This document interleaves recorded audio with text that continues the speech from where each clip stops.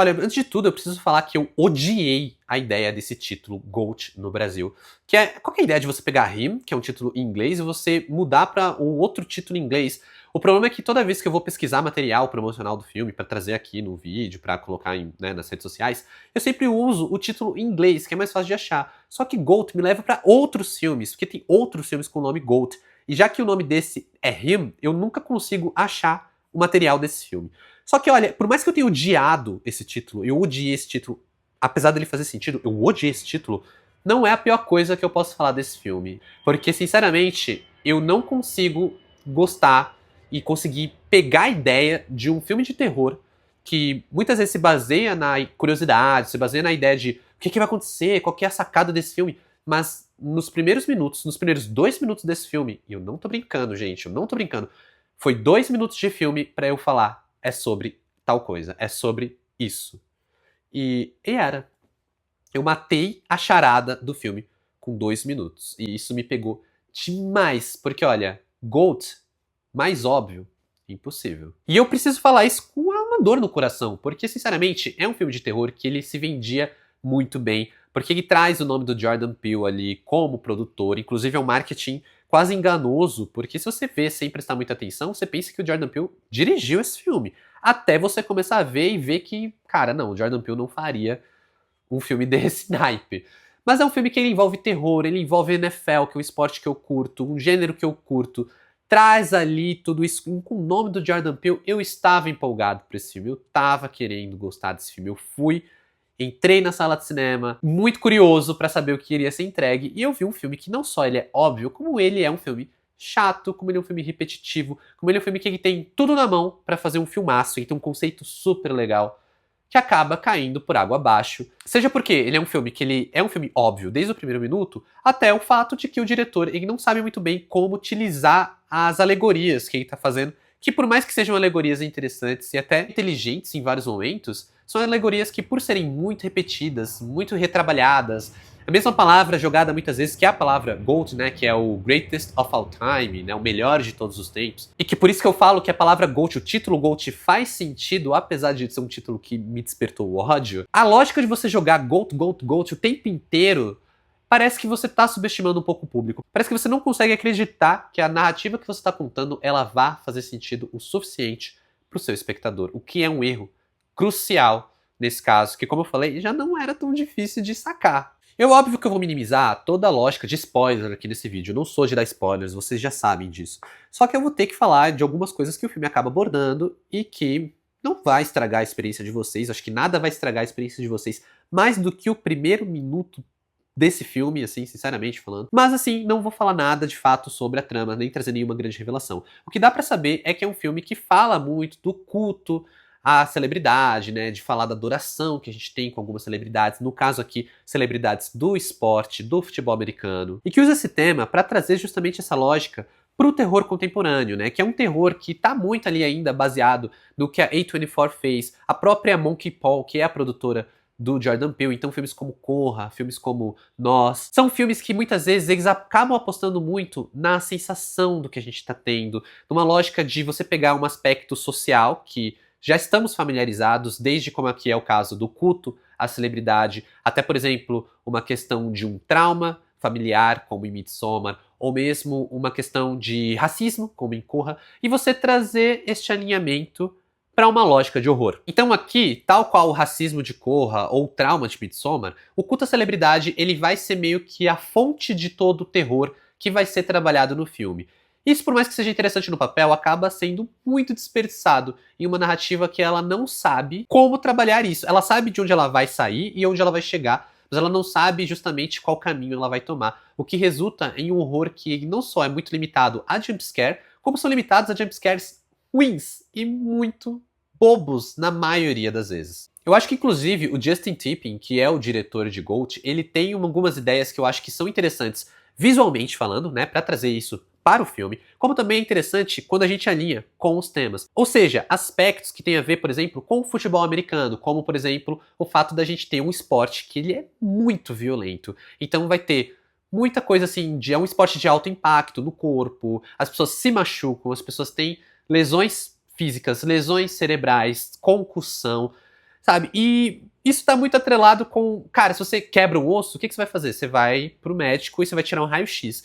Então tem muitos takes do filme, onde a gente tem uma visão de raio-x ali com os personagens, que é um elemento visual muito legal e pelo menos em uma das cenas é bem utilizado para subverter uma expectativa de quem a gente está vendo, né? Então a gente vê, a gente começa meio que a se preocupar com o nosso protagonista, que ele tá lesionado na cena, só que aí a gente tem a mudança do filme para essa lógica da visão de raio-x, e depois quando a gente volta ao normal, a gente percebe que o que a gente assistiu não é exatamente o que a gente estava imaginando que a gente estava vendo. E eu acho essa jogada de expectativa uma ideia bem legal. O problema é que esse take do raio-x, assim como o uso da palavra GOAT e a brincadeira com outros conceitos, é tão repetitiva que perde a graça ali pela segunda, terceira vez que utiliza, sabe? Mas vale falar um pouco sobre a premissa, porque é uma premissa que eu acho que ela tem o seu mérito. Como eu falei, é um filme que tem bons conceitos. A gente está acompanhando aqui a jornada de um cara que ele tem um ídolo no futebol americano, só que agora ele tá jogando, ele tá sendo cotado para se tornar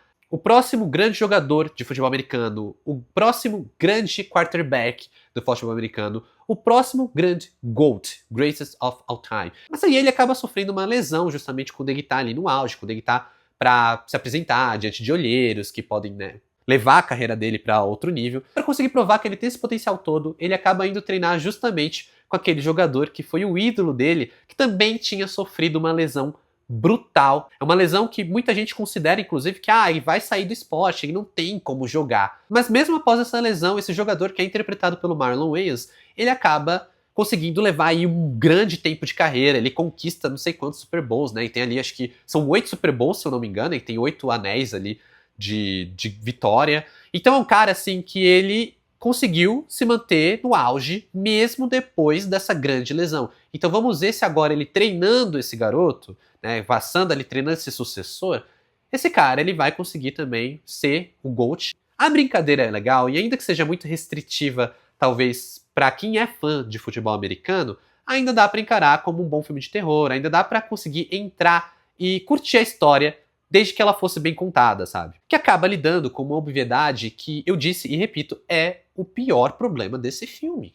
Não dá pra você assistir um filme que logo nos primeiros minutos você já sabe tudo o que vai acontecer, você já entende como as coisas vão se desenrolar. Você que gosta de terror assim como eu, você já vai ter visto uma meia dúzia de filmes que abordam temas parecidos, que abordam aspectos semelhantes, o que é suficiente pra você matar a charada antes da hora, sabe? Então você fica numa expectativa do tipo, será que eu vou estar certo? Será que eu vou estar errado? Esse filme vai me surpreender? Ou ele só vai confirmar o que eu já pensei? Em nenhum momento você consegue simplesmente desligar essa sensação e curtir o que tá acontecendo. Até porque o filme é mal filmado, o filme se repete o tempo inteiro, o filme acaba tendo vários problemas, desde a atuação do protagonista até o aspecto de distração, que é o Marlon Wayans ali, que é um ator que ele tá muito atrelado ao cômico, né? A questão da comédia.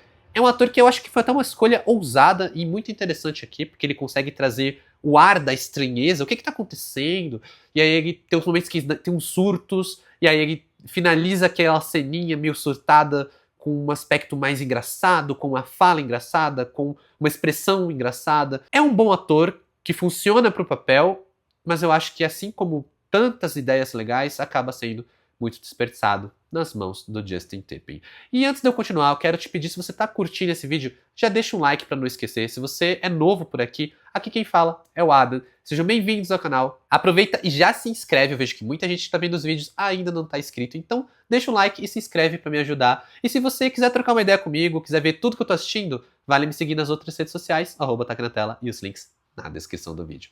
Bora continuar falando aí agora de GOAT ou Him, porque, né, os dois títulos são meio difíceis, né? O Him, ele tem mais significado depois que você assiste o filme, e o GOAT, ele tem um significado mais universal, apesar de ser uma palavra em inglês.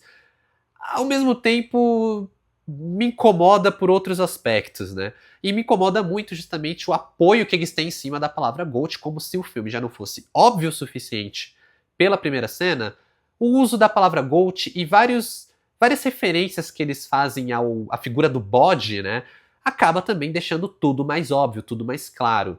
Eu acho que o horror, principalmente o horror desse tipo de filme, ele se beneficia do mistério, da curiosidade. Filmes como A Bruxa, Midsommar e até os mais recentes, o Bring Her Back e o A Hora do Mal, eles conseguem manejar muito bem temas e tópicos ali, conceitos muitas vezes que já foram utilizados em outras obras, mas que eles conseguem trabalhar isso muito bem. É até curioso como, por exemplo, aqui vai uma curiosidade, que o Jordan Peele ele queria comprar A Hora do Mal, né? Ele queria ali com a produtora dele comprar A Hora do Mal, que tinha tudo a ver com o cinema que ele faz, com a produtora dele e tudo mais. E eles não conseguiram comprar. E aí eles acabaram com esse, que tipo, tá, também tem a ver, mas nossa, cara, que troca ruim, sabe? Nossa, eles perderam um filme que é super interessante com o que ele tem ali, que é A Hora do Mal, e acabou com um filme que ele não sabe jogar com nenhuma das cartas que ele tem nas mãos, sabe? Todas as coisas legais que ele consegue trazer, a ideia da visão de raio-x, a ideia ali do aspecto do culto à fama, toda a elaboração,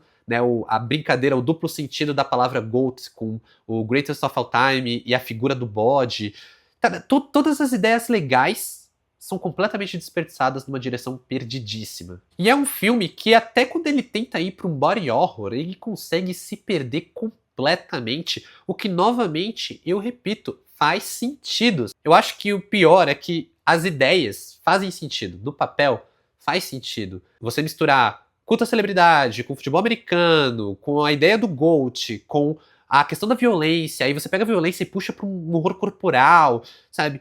E você tem o estranhamento do que tá acontecendo ali, do treinamento do cara. Nada disso, por mais que faça sentido, nada disso realmente se conversa. E é muito óbvio como poderia estar se conversando. O horror corporal faz todo sentido com a lógica de um filme de terror que se passa ali no futebol americano. O futebol americano que é, como eu falei, o esporte, um dos esportes mais violentos, sabe? Então, vários momentos onde a violência acaba sendo a válvula de escape do diretor para ele tentar trazer o choque, tentar trazer o impacto ali de algo mais brutal, também acaba sendo jogado no lixo, também acaba sendo algo completamente esquecível logo na cena seguinte. Isso acaba sendo até atropelado pela progressão do filme, que tem uma progressão em dias, né? Parece que ele tá fazendo uma contagem regressiva, o que é algo que eu tô notando que tá acontecendo em vários filmes, que não sei se é porque eles estão com essa ideia de a gente tá lidando com uma geração mais ansiosa. Em casa, ali no streaming, a gente consegue ver, né, e pausar e ver quanto tempo falta. E aí no cinema não tem como. E aí eles estão fazendo vários filmes que, de alguma maneira, tem uma contagem regressiva pra gente entender que o tempo tá passando, pra gente saber que o filme tá chegando ao final. E eu não sei se tem a ver, tá? É só uma piração da minha cabeça.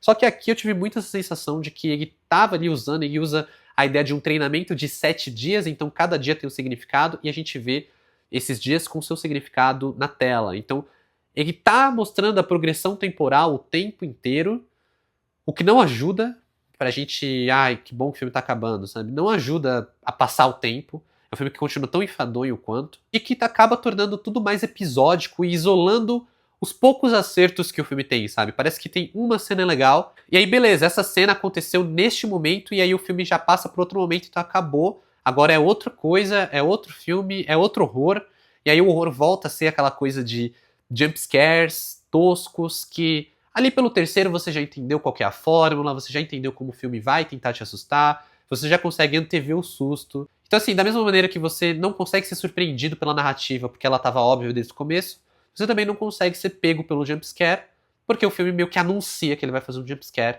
porque a construção é muito óbvia, a construção é muito ruim.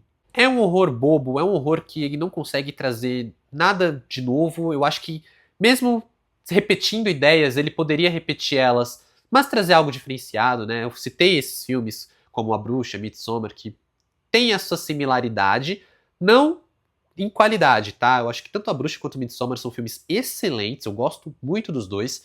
Esse aqui não chega, nem arranha a superfície desses filmes, tá? Só que são filmes que eles compartilham algumas ideias, e aí você vê a diferença que faz um diretor que saiba trabalhar essas ideias ali, né? No caso de Justin Tipping, tudo é sempre muito repetitivo, tudo é sempre muito bobo, tudo é sempre muito raso. A parte do horror corporal, essa parte mais body horror, ela tem um certo choque, tem um certo impacto, porque é difícil você permanecer completamente alheio ao que você tá vendo.